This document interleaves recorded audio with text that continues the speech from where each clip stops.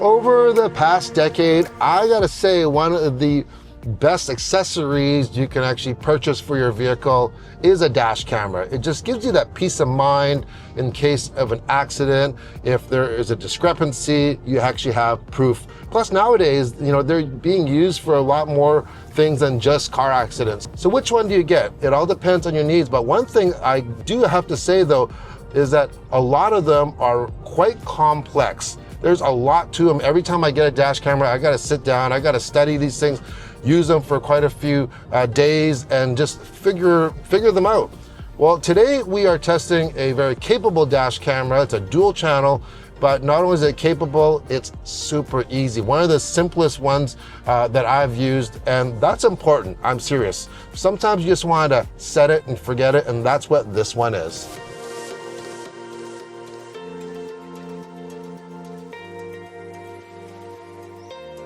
So today we're looking at this little guy here, and that is the Thinkware ARC.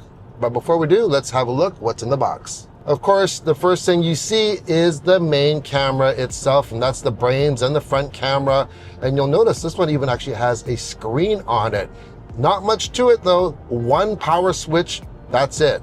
It's a nice clean design. It comes with a 32 gig SD card. You can actually upgrade that, go all the way up to 256 gigs if you want more storage capacity. Don't forget, take that lens protector off before you use it though. Next up, it includes a Hardwire kit. A lot of companies actually don't include that. It's usually an option, but this one you actually get it. So what's that for? You can hardwire it directly to your fuse box so your dash camera will work even when the car's not on.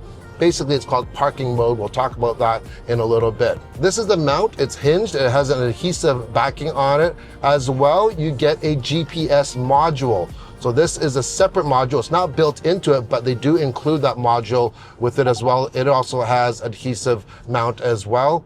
Here's the rear camera. It's nice and small and compact. Both front and rear cameras are 2K resolution, by the way. Once again, don't forget, take that lens protector off. Then you get the rear camera cable, which is 24.5 feet long. That's 7.5 meters, which is plenty long. Most vehicles will have lots left over. I love it when dash cameras include a trim tool. These are perfect for hiding those wires behind trim or molding. And last, you get some adhesive cable holders, some extra mounting tape, and a quick start guide. Now, installation couldn't be any easier. You just make sure your windshield is clean. You find a nice place in the center of it that's not going to really obstruct your vision, but makes it accessible at the same time. And you peel off the backing of the mount with the camera on it and just stick it on. Now the camera can slide on or off that mount in one direction. There are 3 cables that need to be connected on the top. One is the power, next one is the GPS module, and the third is the rear camera. So what you're gonna do is you're just going to go and fish them through and kind of do your best at hiding all the wires in the trim or the molding. That's where that tool is going to come in real handy. Also, that GPS module, you just want it in a spot that has a clear view. You don't want to put it under tint because it does have to actually communicate with the satellite. So that has an adhesive as well. And you're just going to just wire everything through. The power cable is going to go to your power, whether it's your 12 volt or your hardwire, or you may have a dash camera battery, which I have. And then you're just going to run your rear camera cable all the way to the back window. In my case, I actually ran it on the top because I have this great rubber trim here. It's so easy just to tuck it behind there.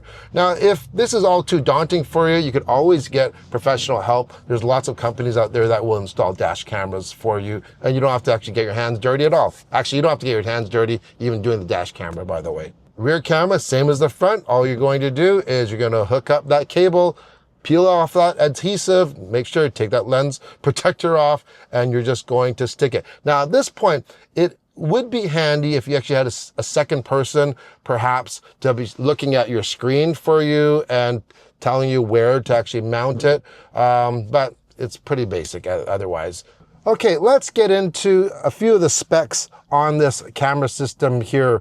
First of all, we mentioned this is a dual channel setup. So you have 2 cameras, one in the front, one in the back. They are both 2K resolution, so that's 2560 by 1440 for the resolution there. This unit here, very compact. We mentioned this before. Very simple. You have a simple on and off switch on the side, and we have an SD card slot. That's it. The screen here is 2.7 inches. This is an IPS touch screen. So right now we are recording because this thing defaults to start recording right off the bat. If we touch the screen, you'll see there is our regular view from the front. Hello.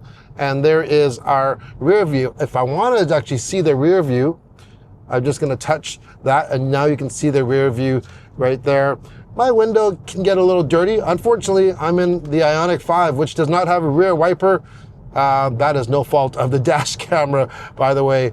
And also, depending on your vehicle, if you have a lot of tint, from factory tint for the rear window, and some of them they're coming really dark, that will affect the quality of your footage for sure.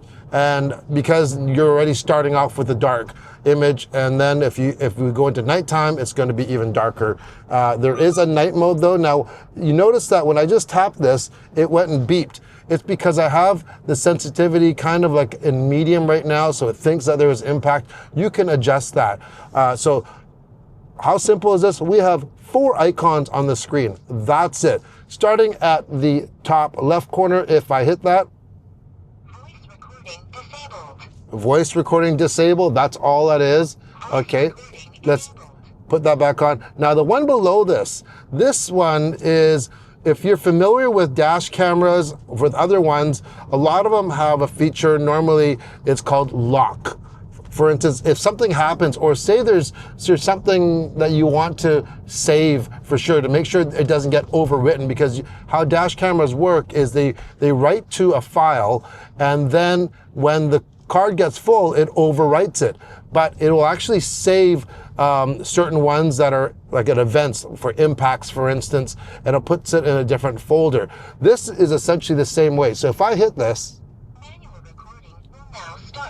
it says manual recording will now start. And so has it always been recording? It always has been. All this means is that this is now going to actually put itself in a different folder, and that folder is called manual recording. So yeah, it's just a different approach, a different name that they've used it.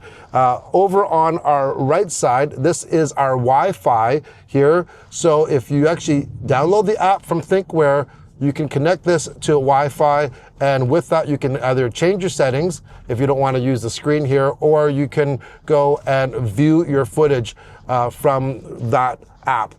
Very easy. A lot of times, I'm not usually a fan of some of these Wi-Fi dash cameras because it's kind of clunky and it's a little bit slow.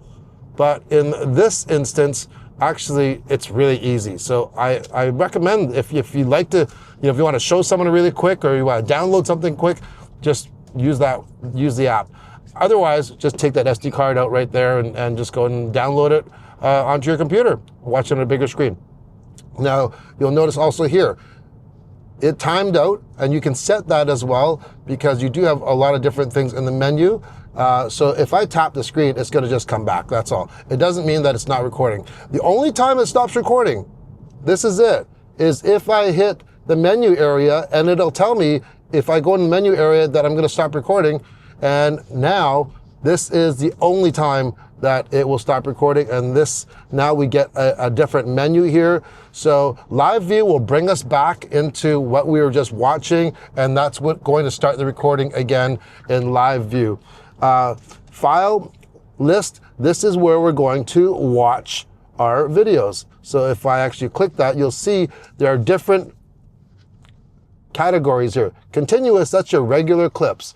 You have parking mode, you have continuous incident. So if we hit that, and if I click on that top one, there it is. There is the last one that we just viewed right there, or the one that we actually recorded.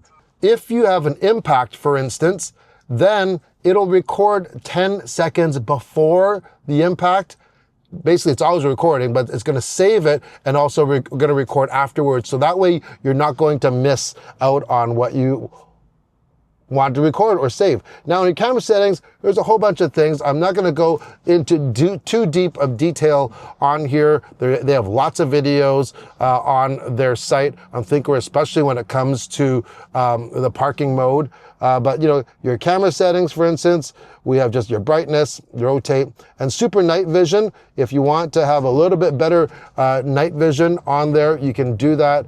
Record settings, this is our sensitivity right there, okay? And remember, I had it set to mid. If it's going off too often, for instance, if you are, you know, every bump you're going over and it's actually activating, then I would set that into something different. Probably maybe like, a lower sensitivity possibly, or if it's not sensitive enough, just, you know, play around with it. Depends on what car you have, what your suspension's like. We have our parking mode here set. So there are different ways. There's motion, there is time lapse, there's even a way to, like, for low power. And once again, that parking mode, you will have to connect this up with the Hardwire kit. All right, so just be aware of that. There's also a couple advanced driver assistance features on this ARC system here. Now, essentially, there are a couple nannies built into here. Number one is for front vehicle departure warning. So if the vehicle is in front of you is taking off and you're not doing anything, it's going to it can warn you. And also the other thing would be a traffic light change. If you're sitting there and the traffic light has gone green and you're sitting there still, maybe you're, you know, off in a dreamland, well, then it's going to go off as well. Those are just built into there. You can turn them on or off if you'd like. So how is the video footage? That's the most important thing. I'm going to let you decide, but just take this into consideration, is that most social media and online platforms, when you upload a video, it actually does compress the footage. So the quality is not as good as what the original is that I actually have here. So that as well, every vehicle is different. And when I say that, it's like even, you know, the quality of your windshield, how much tint you have, as we mentioned, what angle your windshield's at, they all have some bearing on the quality of it. Of course, if it was dark, rainy, and stormy, no dash camera is going to perform that well.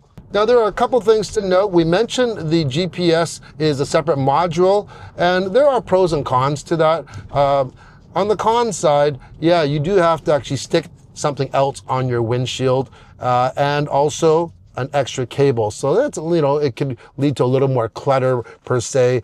On the pro side though, is because it's separate, you have your choice whether or not to actually turn it on or even hook it up. If you don't need the GPS, you don't even need it at all. But also it allows the unit to be more compact and slim, because it's one less thing that you have to integrate into this dash camera system. And it's a really thin system. So that's one thing. Now this next thing is preference for me. I wish there was a physical button to actually lock an event. You know, when I see that monkey riding that donkey on the side of the road, I'm like, oh, I want to save that. I want to just hit a button. You know, but now I have to actually touch the screen and go into record manual to do that. Or I did find, you know what's even kind of easier is if I see something, I can just tap the screen in itself just like this. There. Now it's going to go into the incident file. So I guess I just kind of answered my own question, but I'm a person that likes buttons. But if you don't have a button, just hit the unit there. That's it for our look at the Thinkware ARC dash camera. Once again, it's a plug and play, set it and forget it. It's easy to use. That's one of my favorite things. What do you think of it? Leave a comment below. If you're interested in more information or you want to buy one of these dash cameras, I will leave a link in the video description. Until then, safe driving. Bye.